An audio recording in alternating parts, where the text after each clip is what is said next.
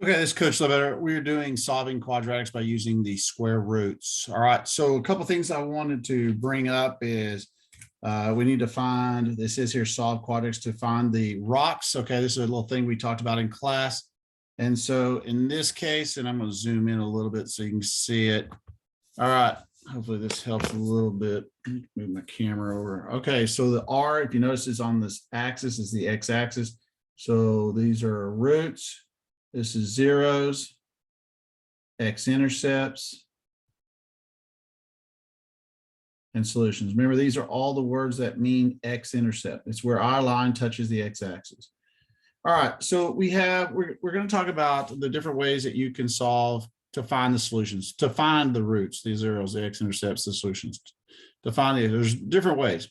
One is factoring, which we've done. Graphing, we've done. Square roots, we're doing right now. Quadratic formula. We've done that, or we will be doing that if you haven't seen this video before. Completed squares, we're not going to do that one. Okay, it's a little tedious, takes a little too long to do, and we have other simpler ways to do it. All right, so there are three types of solutions, if you remember right. All right, so if the parabola is touching the x-axis twice, we have two solutions. Remember, solutions means x-intercepts. So we have two solutions. If I can get this thing to look like solutions instead of sol. All right, this one, it touches it one time, so it says one solution. And this one is not touching the x-axis, so this means there's no solutions, no x-intercepts. All right, it's a little blurry. And so that's really what that is. All right, so we're looking for solutions. All right, so there's a couple of ways to do it. We're going to kind of skip this part here. All right, so here's how you do this. All right, so you want to get x squared by itself. All right, so you want to look at what's being done to x squared. It's being subtracted by 16. So the opposite is add 16 to both sides. All right, and when you do this, you bring down your x squared. This becomes a zero pair, so it kind of cancels each other out. This is 16 because 0 plus 16 is 16. All right, here's what you got to watch out for. You got to know this. So when you see an x squared, to get rid of the square part, you do the opposite. And I'm going to write this twice so that way you can see what I'm doing here. That way, if you save your notes, you can look at it. So you see the square, to get rid of it, we're going to use something called the square root. All right. And so the square root and the square cancel each other out. So this is going to be x. Now, you have to kind of, you can use calculator, Desmos, or whatever, but you can think what number times itself will give me 16. Well, you should say 4. Now, remember, whenever you see a square root here, it's actually a plus, a minus. So think about it. You could have a -4 times a -4. That'll give you positive 16. Or you can have positive 4 times positive 4. That could give you 16. Now, the way you write it is you'll write it like this. You can say x equals the set. These are brackets, so that means a set. And so you got -4 and 4. When it's a bracket, it means these are the same thing. So these are both x-intercepts. If you put parentheses around them, that's an ordered pair. You would say there's a dot at -4 and +4. So these are the x-intercepts. So it looks like this. This is my parabola. This right here is -4. This one right here is +4. All right, let's do the next one. All right, so the next one here, again, I want to get the x squared by itself. So I'm going to subtract 7 to both sides.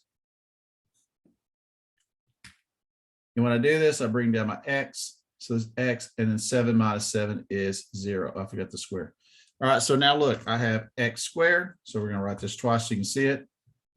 Equals 0. So we take the square root of both sides. And what number times itself gives me 0. And hopefully you say x equals 0. Now think about it, it is 0. Now, if you look up here, it's saying that when x squared is 0, which it is right here, it has one solution. And since x is 0, they're saying that it touches the x-axis at 0, which would be the origin right there. It has 1. See how it's 1 right there? This one had 2. All right, so now we're going to go to the next one. Again, we're going to subtract 100 to both sides. All right, so this is going to be x squared equals a -100. All right, so we're going to take the square root to both sides.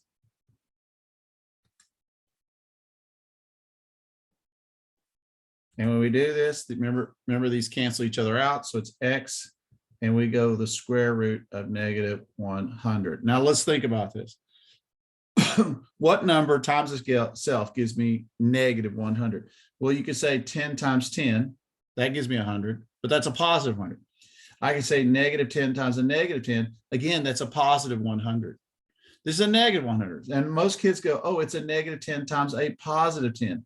That's not the same number. Remember, the square root means they have to be the exact same thing. Well, these can't be the exact same thing. So whenever you see a negative, okay, when you see a negative inside the square root, the answer is no solution because you can't do it. Later on, you're going to learn that this is called an imaginary number, and you'll do this in Algebra 2 where you use the letter I.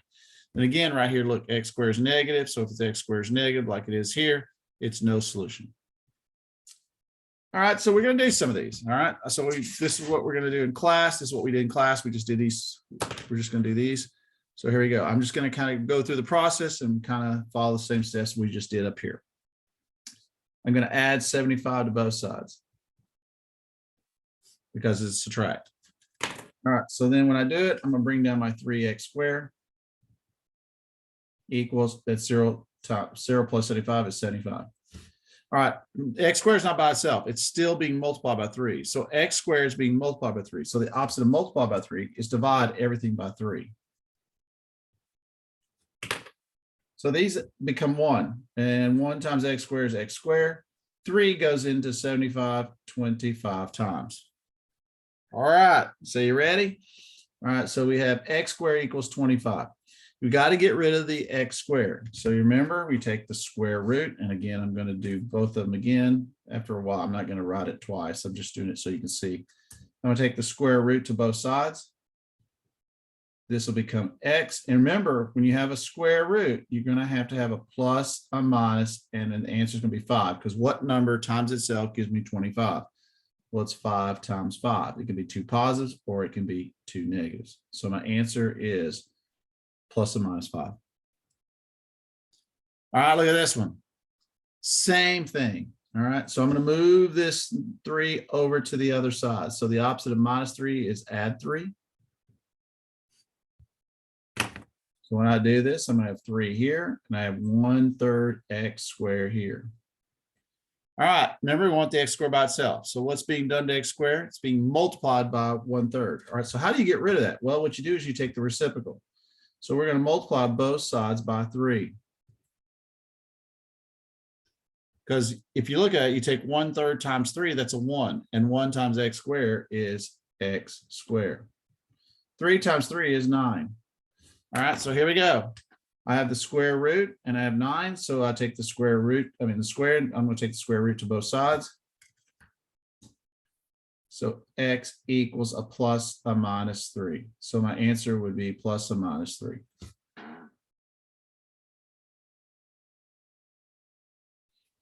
All right, look at number 3. Number 3 is a little different. I have a square on a parentheses. So I'm going to have to get rid of the square. To get rid of it, I'm going to do the square root to both sides. Now, remember, these cancel each other out. So when it does that, I'm going to have x plus 1 equals, and what's the square root of 49? 7. So it's plus or minus 7. Now, I still have to get rid of the 1. We don't have x by itself. So what's being done to x is being added. So subtract 1 to both sides. So then we have x equals, now always put this number first. So we're going to put -1 first, and then put the plus and minus in the middle. All right, now the plus and minus gives me 2 answers. All right, so here's what it looks like. It looks like -1 plus 7. That's one problem. And the other problem will be -1 minus 7. So you do the math here. This one will be 6. And if I do the math here, this one would be -8. So my x-intercepts are going to be 6 and -8. And we always try to put the smaller number first. That way it just looks better when, oh, sorry. That way it looks like you put the smaller number first. So don't forget, the plus and minus here means that you have 2 problems. So I'm going to say -1 plus 7. That's what I did here. And I got 6. Then -1 minus 7. That makes -8. So my -8 is 6. All right, number 4. All right, so number 4, here we go. This time it's very similar to what we had here, but we have a 2 in front of the parentheses. So I have to get rid of the 2 first. So the 2 is being multiplied to whatever's the square root. So the opposite of multiply is divide both sides by 2.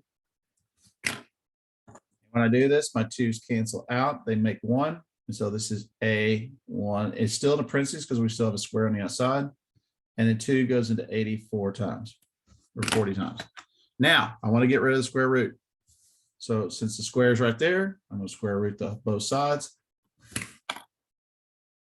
So this is going to end up A minus 10 equals, and that right there is going to be a plus a minus the square root of 40.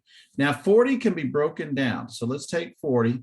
We did this earlier. We can multiply 2 and 20, 2, 2 and 10, 2, 2, and 2 and 5. All right. And so when you do this, you could have, remember, whatever's circled is goes, the O, this is like an O for outside. So that goes outside. So I have a group of 2's on the outside. Whatever's not circled, we multiply those together, 2 times 5, and that's 10. That goes inside. So 2 square root of 10 and the square root of 40 are the same thing. So we could write this many ways, and I'm going to show you all the different ways we can write it. I'm going to add 10 to both sides. So here's my answer. A can be 10 plus or minus the square root of 40. That's one answer. And you really could write it like that, or you could write 10 plus the square root of 40, 10 minus the square root of 40. Now, most of the time you have to simplify. I keep forgetting that my screen is on. Most of the time you're going to have to simplify. So if you use this instead of 40, it's got to look like this. A equals 10 plus a minus 2 square root of 10.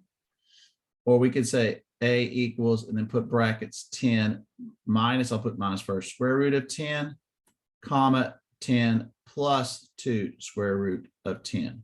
Now understand, you cannot, and I'm going to put these all in brackets, you cannot add 10 and 2 here or subtract 10 and 2. This is an outside number, and this has a square root on the radical. This one doesn't. So you can't add or subtract them. So this is the answer. You have to leave it like that. All right. So that's how you do it. We didn't do the word problem in class. We just basically did this right here.